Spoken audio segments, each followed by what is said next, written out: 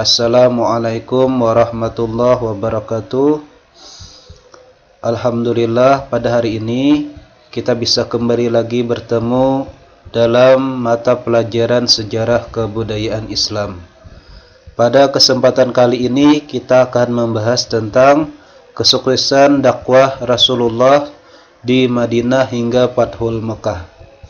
Materi ini adalah materi sejarah kebudayaan Islam kelas 10 oleh saya sendiri, yaitu Muhammad Ridha As-Siddiqi SPDI, Guru Sejarah Kebudayaan Islam Man Ampat Barito Kuala. Baiklah, marilah kita membahas materi ini.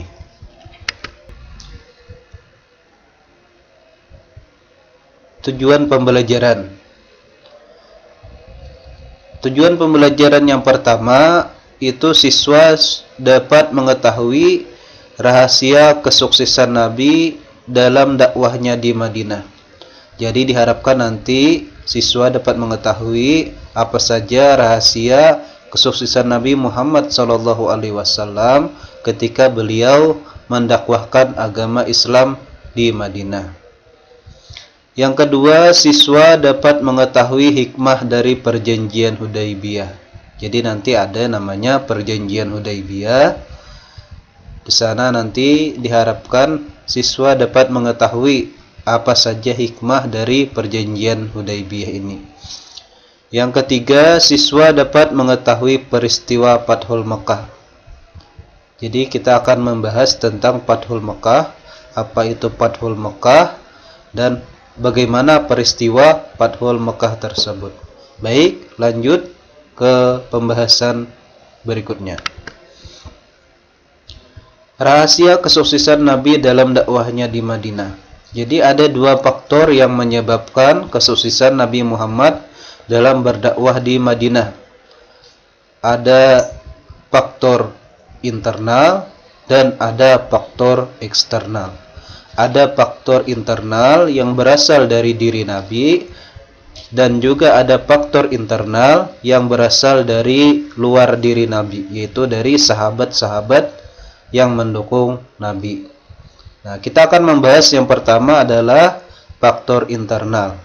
Faktor internal ini terdapat 4 faktor. Yang pertama, dalam mengembangkan tugas kerasulannya, Nabi senantiasa mendapatkan bimbingan oleh Allah Subhanahu wa taala. Nah, jadi ini adalah keistimewaan daripada Nabi. Beliau setiap kali mengambil keputusan, beliau selalu dibimbing oleh Allah Subhanahu wa taala melalui malaikat Jibril, sehingga keputusan yang diambil oleh Nabi, nah itu rata-rata keputusannya selalu tepat dan benar karena berdasarkan bimbingan Allah Subhanahu wa taala melalui malaikat Jibril. Yang kedua, kepribadian Nabi Muhammad SAW dalam mengembangkan ajaran Islam. Nah, ini adalah Nabi Muhammad itu memiliki akhlak yang sangat baik, memiliki kepribadian yang sangat baik, sehingga beliau selalu menjadi contoh utama dalam segala perbuatan, sehingga orang-orang yang berada di sekitar beliau selalu percaya kepada beliau. Sehingga Nabi Muhammad itu kan julukannya adalah Al-Amin, orang yang dapat dipercaya. Sehingga dari kepribadian mulia yang beliau miliki, itu menyebabkan orang-orang percaya kepada beliau, percaya kepada ajaran yang beliau bawa. Faktor yang ketiga, kepemimpinan Nabi Muhammad SAW. Nah, Nabi Muhammad ini memiliki jiwa kepemimpinan yang sangat bagus. Setiap kali beliau memimpin, hampir segala sesuatu hal yang beliau pimpin itu selalu sukses. Karena yaitu tadi kepribadian beliau yang bagus ditambah dengan adanya bimbingan dari Allah Subhanahu wa taala, sehingga di dalam memimpin Nabi Muhammad itu selalu mengambil keputusan yang tepat. Beliau orang yang baik, tidak bisa membeda-bedakan antara yang lemah dengan yang kuat, antara yang kaya dengan miskin. Sehingga kepemimpinan beliau berjalan dengan adil, berjalan dengan baik, sehingga beliau selalu dituruti oleh para kaumnya. Yang keempat, ketinggian akhlak dan kepribadian Nabi Muhammad SAW. Nah, ini Nabi Muhammad itu memiliki akhlak yang sangat mulia. Sehingga beliau ketika memimpin itu sangat dikagumi oleh para sahabat, para pengikutnya. Nah, ketinggian akhlak inilah yang menyebabkan Nabi Muhammad itu begitu dipuja-puja oleh masyarakat Madinah, sehingga mereka percaya dan sangat suka dengan beliau. Karena orang yang memiliki akhlak yang baik itu biasanya disukai oleh semua orang, sehingga masyarakat Madinah sukarela memeluk agama Islam. Lanjut, slide berikutnya. Faktor eksternal. Faktor eksternal ini adalah faktor yang berasal dari luar diri Nabi. Adapun faktor eksternal ini, yang pertama, Nabi Muhammad SAW telah menyiapkan tenaga-tenaga dakwah yang kuat dan tangguh. Jadi Nabi Muhammad ini memiliki sahabat-sahabat yang bersedia mendakwahkan agama Islam ke berbagai penjuru wilayah. Mereka ini, para sahabat ini adalah sahabat-sahabat yang kuat, yang tangguh, yang istiqamah, yang rela mengorbankan tenaga, waktu, bahkan hartanya untuk menyebarkan agama Islam. Dan mereka rela pergi ke pelosok-pelosok daerah. Tujuannya apa? Tujuannya untuk menyebarkan agama Islam. Faktor eksternal yang kedua, kesungguhan para sahabat dalam memperjuangkan wahyu tersebut dan mereka membela mati-matian bila menghadapi bahaya. Nah, ini adalah salah satu keistimewaan dari para sahabat. Mereka benar-benar memperjuangkan wahyu, memperjuangkan dakwah Islam ini, bahkan berani membela sehingga mati-matian ketika Nabi berada dalam bahaya. Nah, jadi Nabi ini memiliki pengikut-pengikut setia, para sahabat-sahabat yang setia, yang rela mendampingi Nabi baik dalam keadaan suka maupun dalam keadaan duka. Lanjut.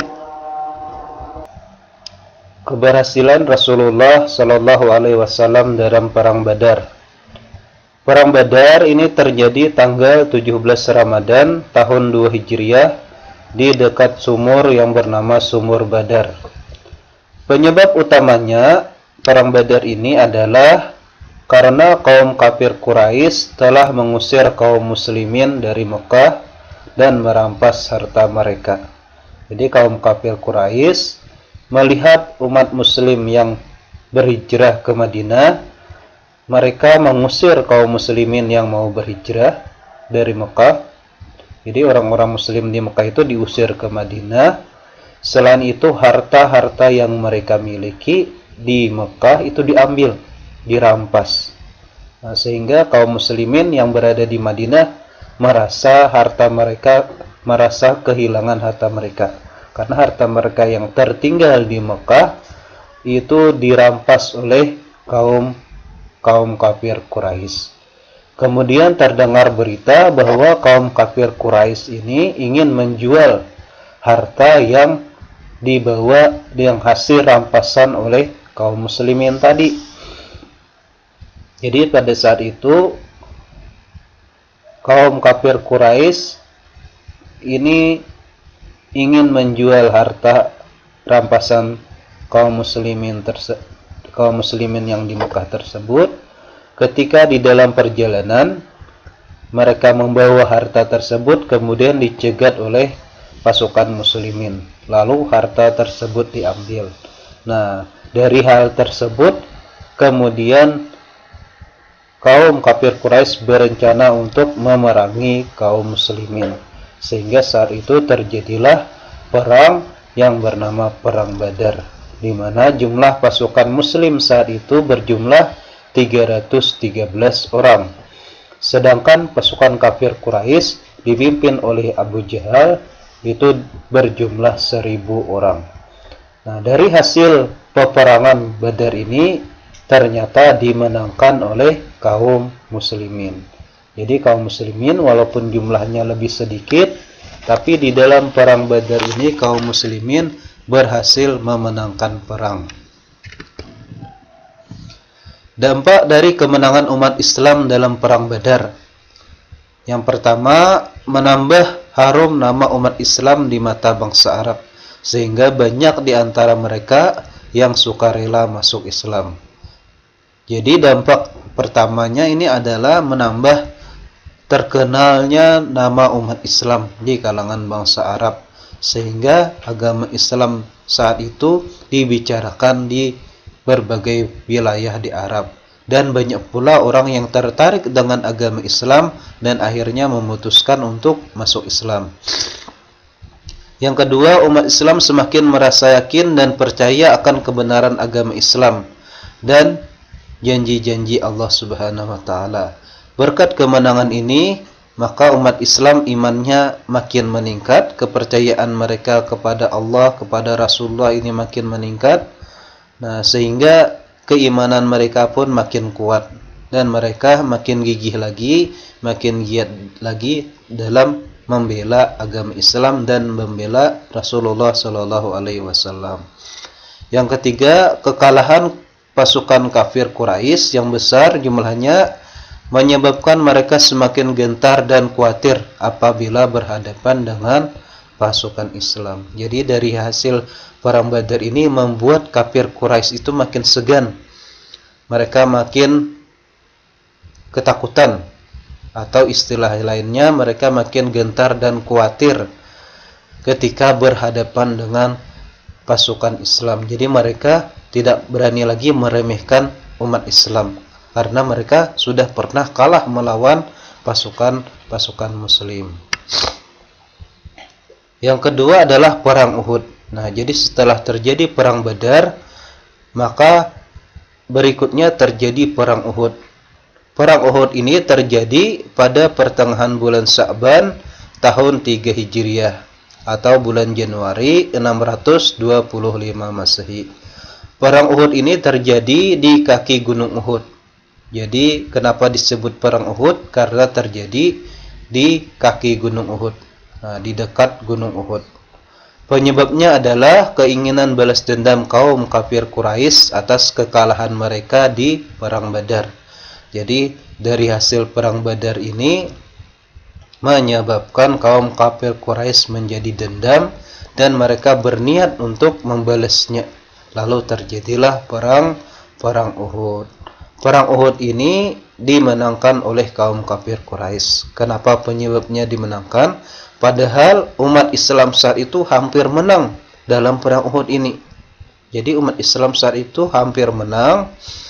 Nah, cuman karena umat Islam saat itu melanggar perintah Nabi, melanggar taktik strategi yang dilakukan oleh Nabi, akhirnya umat Islam menjadi kalah.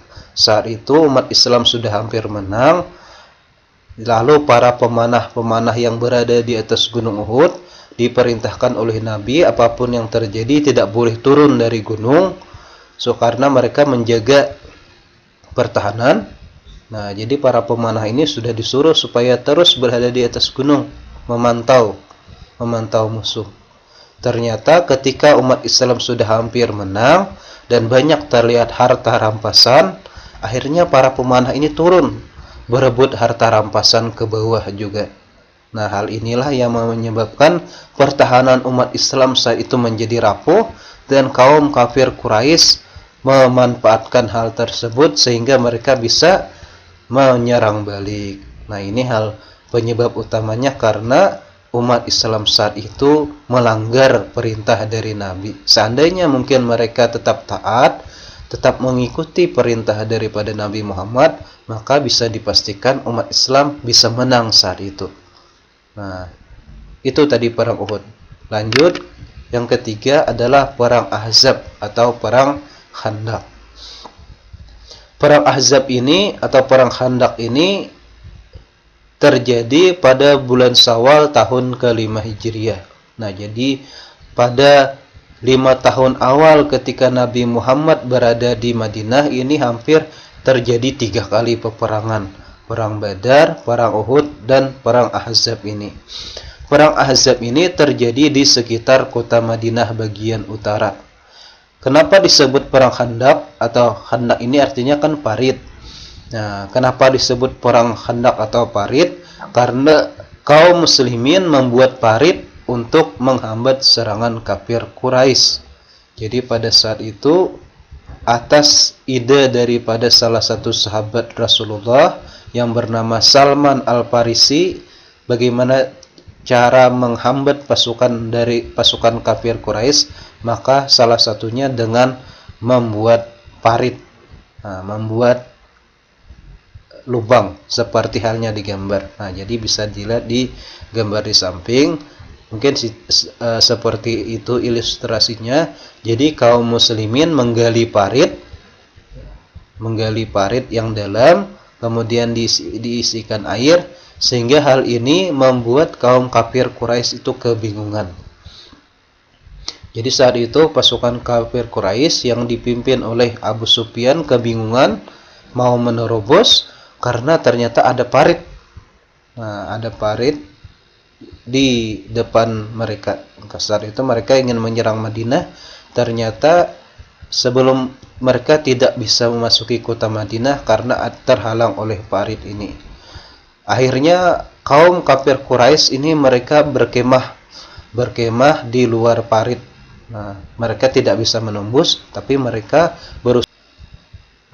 berada di sisi-sisi parit tersebut. Tujuannya untuk memblokir kaum muslimin, menunggu kaum muslimin supaya tidak bisa keluar dan nanti mereka akan melakukan serangan. Nah, jadi kaum kafir Quraisy tadi mereka berkemah di sisi parit menunggu. Beberapa hari mereka menunggu. Allah Subhanahu wa taala kemudian memberikan bantuan, yaitu menimbulkan angin dan badai yang sangat deras. Jadi timbul angin dan badai yang sangat deras menempa perkemahan daripada kaum kafir Quraisy. Akhirnya kaum kafir Quraisy pun kocar-kacir. Mereka melarikan diri karena adanya angin dan badai yang sangat deras tadi. Hal ini menyebabkan kekalahan daripada kaum kafir Quraisy. Jadi perang Ahzab ini dimenangkan oleh kaum muslimin. Lanjut, perjanjian Hudaybiyah. Jadi selanjutnya Rasulullah Shallallahu Alaihi Wasallam beserta para sahabatnya ini sudah lama tidak pulang ke Mekah. Mereka kemudian rindu dengan tempat kelahiran mereka. Akhirnya Rasulullah beserta para sahabatnya yang berjumlah 1.000 orang datang ke Mekah. Mereka pergi dari Madinah melakukan perjalanan ke Mekah, sehingga akhirnya mereka singgah di sebuah kampung yang bernama Kampung Hudaybiyah. Rasulullah saat itu beserta para sahabat hanya menggunakan pakaian ihram supaya kaum kafir Quraisy ini tidak curiga. Nah, tidak menuduh Rasulullah beserta sahabat dengan tuduhan yang macam-macam, sehingga mereka tidak menuduh mungkin tuduhan bahwa Rasulullah beserta sahabat akan menyerang Mekah dan lain sebagainya, sehingga mereka hanya menggunakan kain ihram di pakaian mereka. Akhirnya di tempat Hudaybiyah ini kemudian datanglah utusan dari kaum kafir Quraisy. Kemudian mereka sepakat untuk melakukan perjanjian yang bernama perjanjian Hudaybiyah. Isi daripada perjanjian Hudaybiyah ini, yang pertama diadakan gencatan senjata pada kedua belah pihak antara umat Islam dan kaum kafir Quraisy selama 10 tahun. Jadi selama 10 tahun yang ke depan itu terjadi gencatan senjata. Tidak boleh lagi ada perang antara kaum muslimin maupun kafir Quraisy. Yang kedua, apabila seseorang kafir Quraisy masuk agama Islam tanpa seizin walinya, maka segera ditolak kaum muslimin. Nah, jadi salah satu perjanjiannya juga bahwa kalau kaum kafir Quraisy ingin masuk Islam harus disetujui oleh walinya atau orang tuanya terlebih dahulu. Bila ternyata tidak disetujui oleh orang tuanya, maka kaum muslimin harus menolaknya. Nah, ini mungkin merupakan salah satu kerugian daripada umat Islam. Tapi ini nanti ada hikmahnya. Ada hikmah daripada perjanjian Hudaybiyah ini. Yang ketiga, kaum kafir Quraisy tidak menolak umat muslim yang kembali kepada mereka. Jadi umat Islam yang ingin kembali ke Mekah, ingin kembali misalnya murtad, ingin kembali bergabung dengan kafir Quraisy, itu tidak ditolak oleh kaum kafir Quraisy. Jadi boleh saja, ujar kaum kafir Quraisy, kalau ingin kembali ke Mekah, ingin kembali bergabung dengan kaum kafir Quraisy. Ini juga merugikan kaum muslimin. Yang keempat, barang siapa yang ingin membuat perjanjian dengan Rasulullah diperbolehkan. Begitu juga dengan kaum kafir Quraisy. Jadi Rasulullah boleh melakukan perjanjian dengan kaum apapun, dengan bani apapun. Nah, begitu juga sebaliknya dengan kaum kafir Quraisy selama perjanjian Hudaybiyah ini. Yang kelima, kaum muslimin tidak jadi melaksanakan ibadah umrah di tahun ini. Akan tetapi ditangguhkan sampai dengan tahun depan. Nah, jadi Nabi SAW saat itu walaupun sudah berangkat dengan 1.000 orang kaum muslimin, tapi saat itu ditunda umrah beliau. Nah, karena Nabi kan awal mulanya tadi ingin pergi ke Mekah, ini ingin melaksanakan umrah. Nah, tapi ditunda, tidak boleh pada tahun itu, boleh kembali lagi pada tahun berikutnya. Jadi tahun depan boleh Nabi beserta sahabatnya untuk melakukan umrah. Pada perjanjian Hudaybiyah ini mungkin umat Islam banyak dirugikan. Nah, ternyata akan tetapi ada keuntungan daripada umat Islam sendiri. Berkat perjanjian Hudaybiyah ini, maka umat Islam ini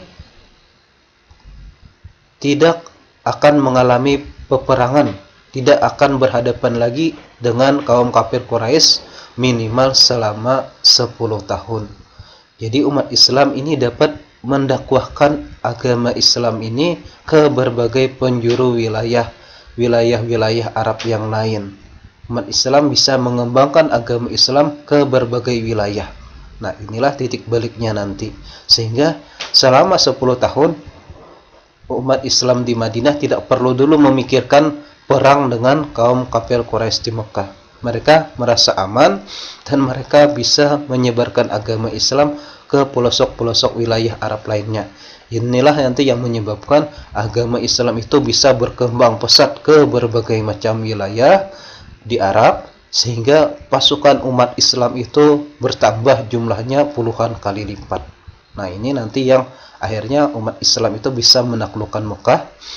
Karena peristiwa perjanjian Hudaybiyah ini, umat Islam bisa mengembangkan dakwahnya ke berbagai wilayah dan menyebabkan pengikutnya bertambah puluhan kali lipat. Tidak hanya sekedar di Madinah, tapi ke wilayah-wilayah lainnya. Sehingga kaum kafir Quraisy pada saat itu merasa pasukan mereka makin sedikit, sedangkan pasukan umat Islam makin banyak, dan mereka semakin gelisah dan semakin khawatir dengan bertambahnya jumlah pengikut agama Islam yang makin hari makin banyak. Nah, puncak daripada dakwah dari Nabi ini adalah peristiwa Fathul Makkah. Fathul Makkah ini artinya penaklukan atau pembebasan kota Makkah yang terjadi pada tahun ke-8 Hijriah. Penyebabnya adalah karena kaum kafir Quraisy mengkhianati perjanjian Hudaybiyah. Jadi karena kaum kafir Quraisy melihat perkembangan umat Islam yang makin hari makin banyak, peningkatannya sangat drastis, akhirnya mereka merasa perjanjian Hudaybiyah ini membuat umat Islam makin banyak dan membuat kaum kafir Quraisy dirugikan. Padahal dari awal kan terlihat umat Islam yang dirugikan, ternyata makin lama kelamaan umat Islam yang diuntungkan. Karena umat Nabi Muhammad beserta para sahabat tidak ada perang selama 10 tahun, menyebabkan para sahabat bisa menyebarkan agama Islam ke wilayah-wilayah lain, sehingga umat Islam makin bertambah banyak jumlahnya. Hal ini kemudian membuat kaum kafir Quraisy khawatir, dan mereka lalu melanggar perjanjian Hudaybiyah tersebut. Perjanjian pada zaman Nabi, kalau satu pun poinnya dilanggar, maka perjanjian tersebut akan batal. Akhirnya Nabi Muhammad melihat kaum kafir Quraisy melanggar perjanjian Hudaybiyah, maka Nabi Muhammad beserta para sahabat dan pengikutnya akhirnya berencana untuk menaklukkan kota Mekah, mengambil alih kota Mekah dari kaum kafir Quraisy. Ketika terjadi peristiwa Fathul Mekah atau penaklukan kota Mekah, Rasulullah membawa begitu banyak pasukannya untuk menaklukkan kota Mekah ini. Masyarakat Mekah yang saat itu dikuasai oleh kafir Quraisy merasa ketar-ketir, merasa ketakutan mendengar Rasulullah ketika datang akan membawa pasukan yang sangat banyak, dan mereka justru kalah jumlah kaum kafir Quraisy ini, sehingga pasukan kafir Quraisy ini menyerah sebelum berperang. Mereka ketakutan, takut kalau Nabi Muhammad ini beserta pasukannya akan membantai atau menyakiti mereka. Nah, akan tetapi yang dilakukan Rasulullah ini justru sebaliknya. Penaklukan kota Mekah ini dilakukan tanpa ada kekerasan, tanpa ada pertumpahan darah. Jadi Rasulullah ini memaafkan pasukan kafir Quraisy yang dulu selalu menyakiti mereka, selalu menyakiti para sahabat dan umat Islam ketika Nabi masih berada di Mekah. Jadi Nabi Muhammad SAW saat itu ketika beliau mendatangi Mekah, yang pertama kali beliau temui adalah Abu Sufyan. Abu Sufyan saat itu salah satu tokoh yang menjadi pemimpin kaum kafir Quraisy, diajak oleh Rasulullah untuk masuk Islam. Nah, akhirnya Abu Sufyan setuju untuk masuk Islam. Nah, jadi pemimpinnya terlebih dahulu diajak oleh Nabi Muhammad untuk masuk Islam, dan ternyata Abu Sufyan setuju. Lalu Rasulullah saat itu mengumumkan perintah beliau kepada kaum kafir Quraisy yang ada di Mekah. Nah, perintah beliau itu terdiri dari 3 macam. Yang pertama, barang siapa di antara kaum Quraisy yang memasuki rumah Abu Sufyan maka akan aman. Jadi kaum kafir Quraisy yang masuk ke rumah Abu Sufyan akan aman. Jadi saat itu kaum kafir Quraisy di Mekah sebagian ada yang masuk ke rumah Abu Sufyan untuk mengamankan diri mereka. Yang kedua, perintah Rasulullah, barang siapa yang masuk Masjidil Haram maka akan aman. Jadi barang siapa yang berada di Masjidil Haram mendekati Ka'bah maka akan aman pula, tidak akan disakiti dan lain sebagainya. Yang ketiga, barang siapa yang masuk ke rumahnya dan menutup pintunya maka akan aman.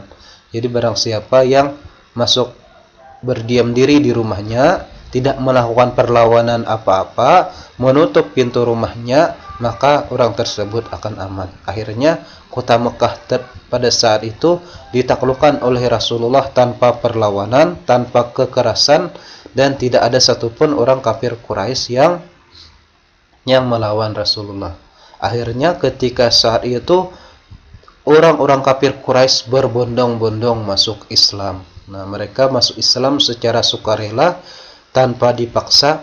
Nah, karena mengingat kepribadian Rasulullah yang sangat baik, beliau dulu disakiti ketika di Mekah, diludahi, rumah beliau dilempar kotoran, para sahabat itu disakiti, disiksa dan lain sebagainya. Rasulullah ketika beliau sudah memiliki pengikut yang banyak, pasukan yang banyak, dan mungkin memiliki kesempatan kalau seandainya Rasulullah itu ingin balas dendam, tapi Rasulullah justru memaafkan mereka yang dulu menganiaya dan menyakiti beliau dan para sahabat pengikut beliau.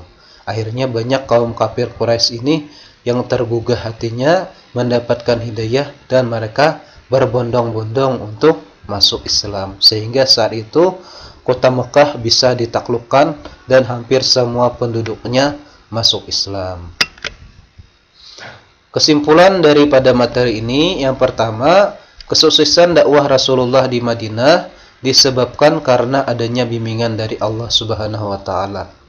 Selain itu, akhlak dan kepemimpinan dalam diri Nabi serta dukungan penuh dari para sahabat. Jadi, kesuksesan Nabi itu adalah yang pertama ada bimbingan dari Allah, akhlak dan kepemimpinan dari dalam diri Nabi, dan juga dukungan penuh dari para sahabat.